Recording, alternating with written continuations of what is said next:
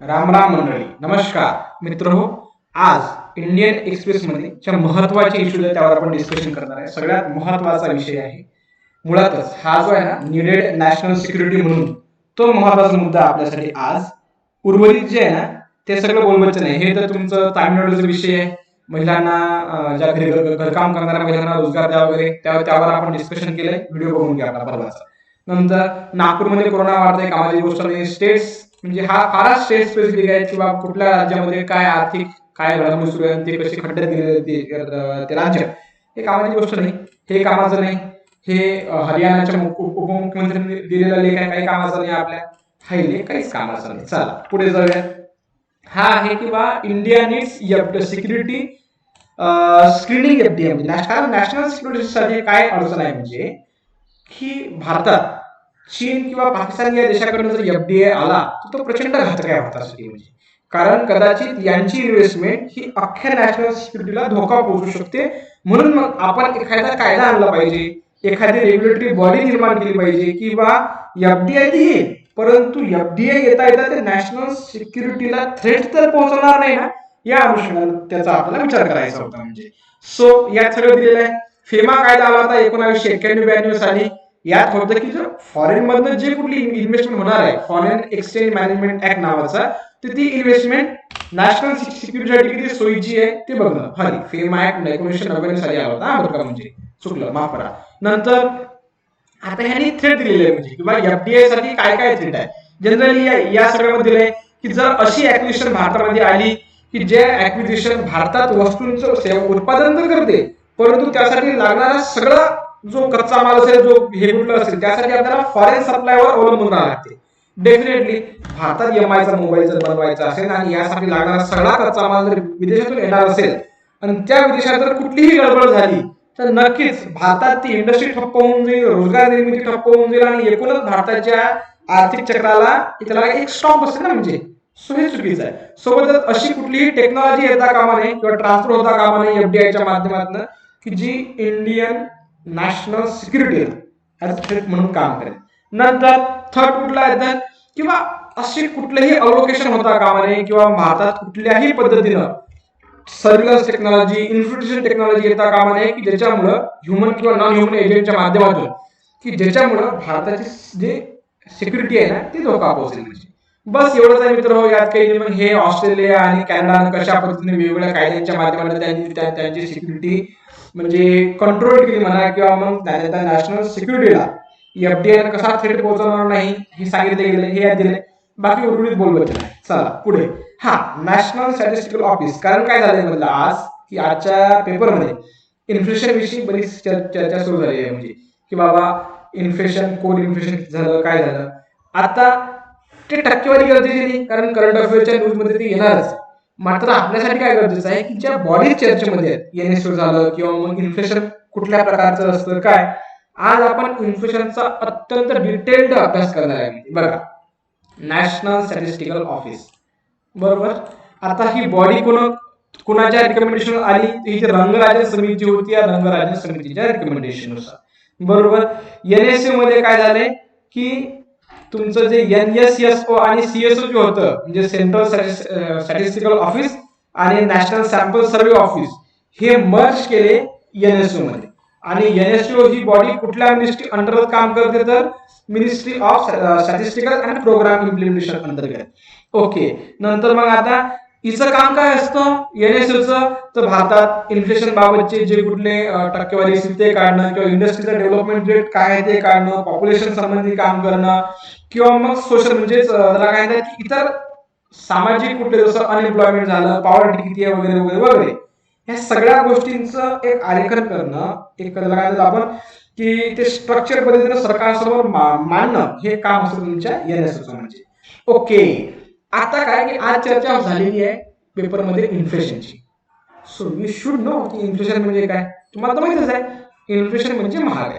महागाई म्हणजे वस्तूच्या किमतीत होणारी वाढ. जनरली भारतात 6 ते 8% हा महागाई दर आहे. म्हणजे जर आज एखादी वस्तू 100 रुपयाला मिळणार असेल तर डेफिनेटली ती वस्तू पुढच्या वर्षी 106 किंवा 108 कमी जास्त म्हणजे 104 ला येईल परंतु जनरल ऍव्हरेज महागाई भारताचा एक 6 ते 8% आहे म्हणजे. ओके, आता महागाई वाढते का?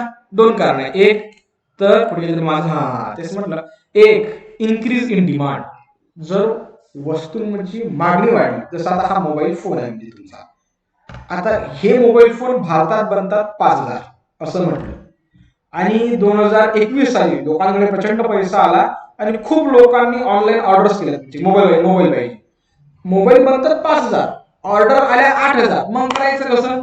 तर अशा वेळेस ह्या कंपन्या भाव वाढवला, की हा जर 15,000चा मोबाईल असेल तर कंपन्या म्हणतील की आम्ही 18,000 रुपयाला हा मोबाईल विकतो, कारण साहजिकच डिमांड वाढली आहे ना, आणि डिमांड वाढली, सप्लाय कमी आहे, म्हणजेच काय आहे तर महागाई वाढली.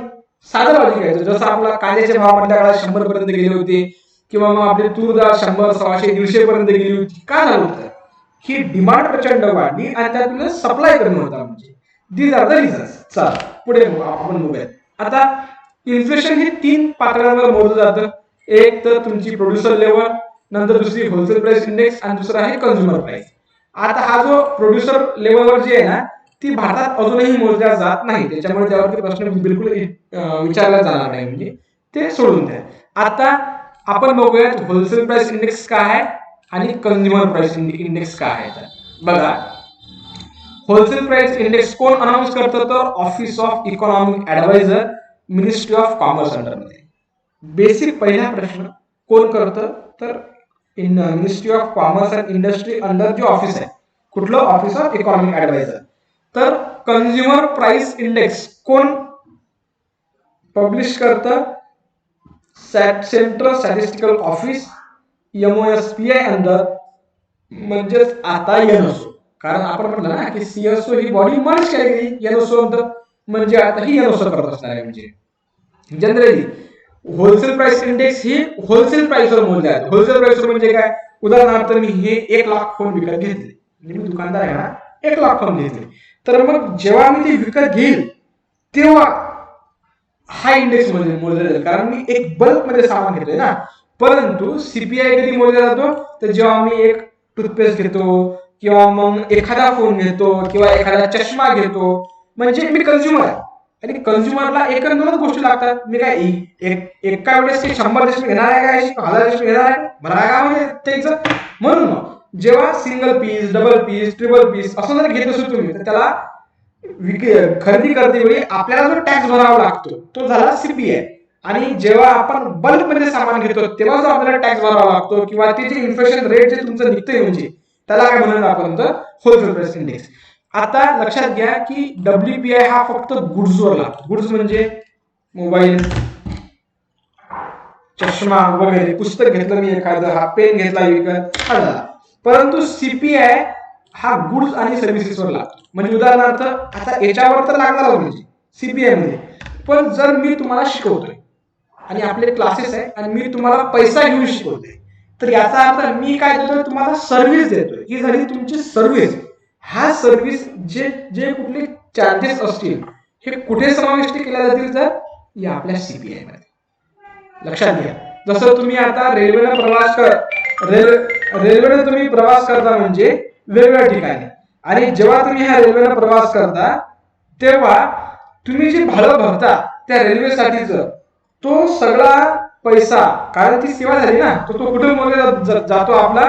तो मोजला जातो तुमच्या सीपीआय मध्ये. नेक्स्ट, आता प्राइस पेड बाय, तर इथे साहजिकच आहे की मॅन्युफॅक्चरर किंवा होलसेलर, म्हणजे इथे जेव्हा आपण वस्तू खरेदी करतो तेव्हा आपण होलसेल खरेदी केलेला आहे ना, तर मॅन्युफॅक्चरर त्याला ज्या वस्तू निर्माण केल्या, म्हणजे आणल्या विकत, त्यावर तो टॅक्स भरेल, बरोबर, एकूणच सगळ्या वस्तूंवर.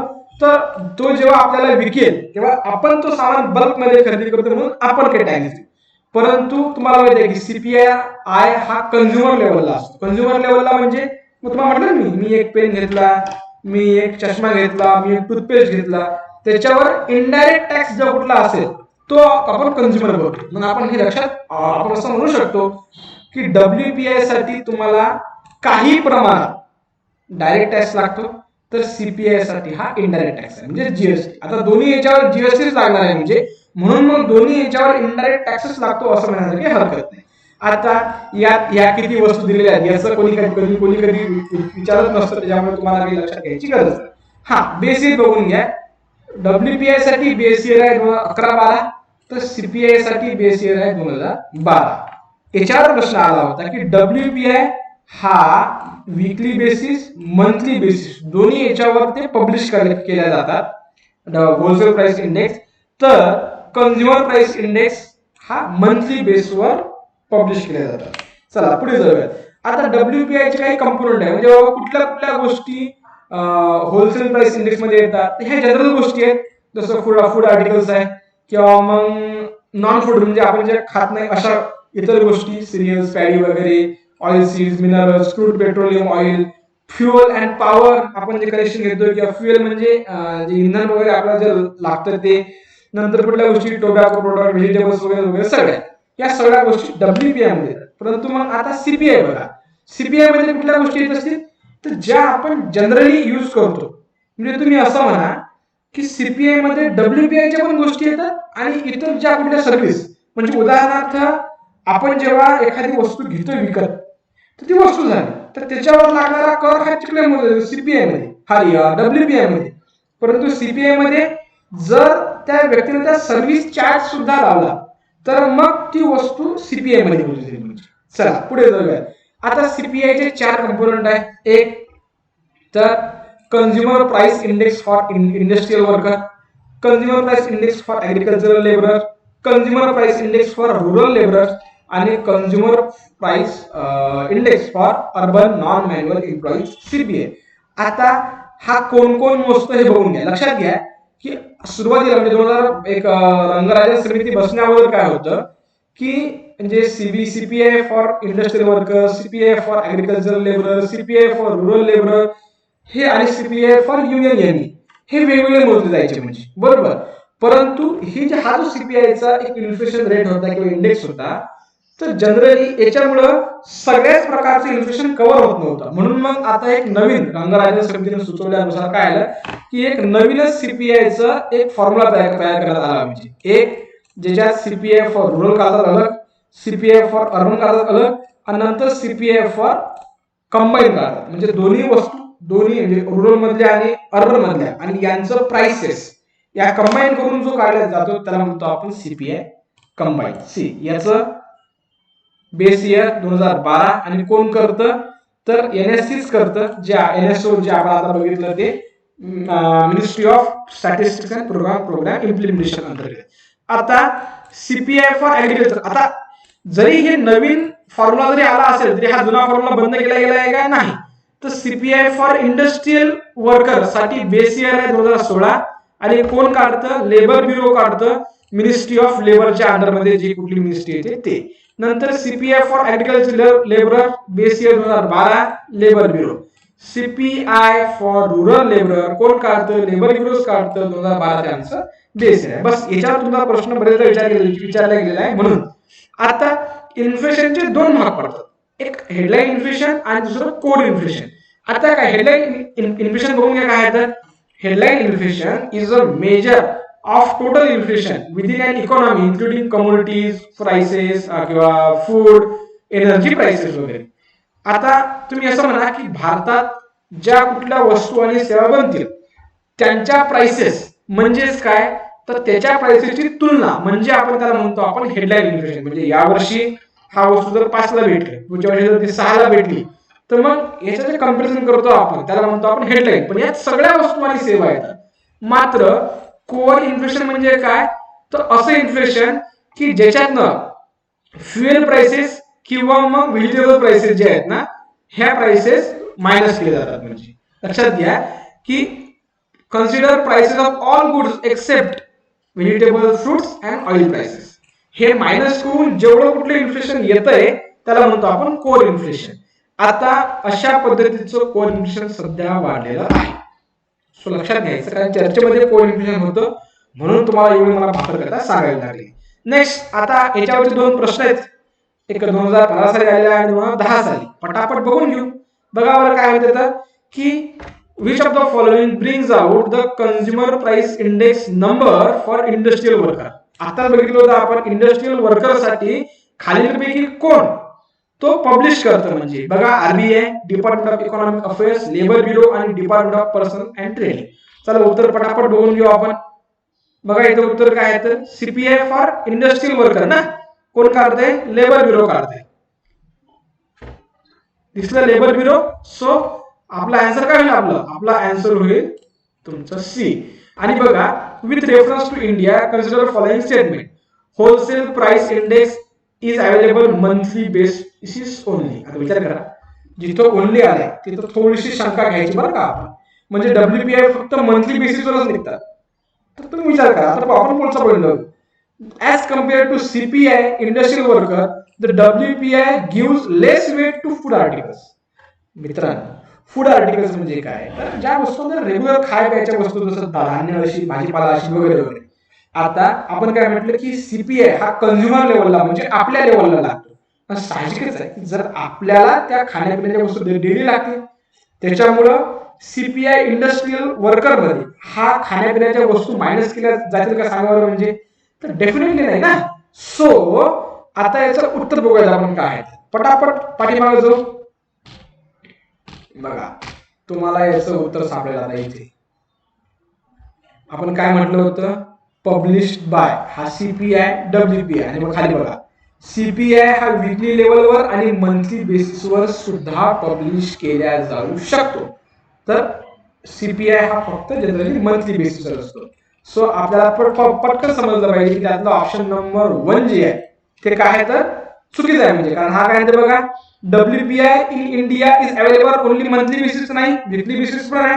आणि as compare to CPI industrial worker, WPI gives less weight to food articles. असं काही नाही. म्हणजे इथे पण फूड आर्टिकल्सला तेवढंच महत्व आहे.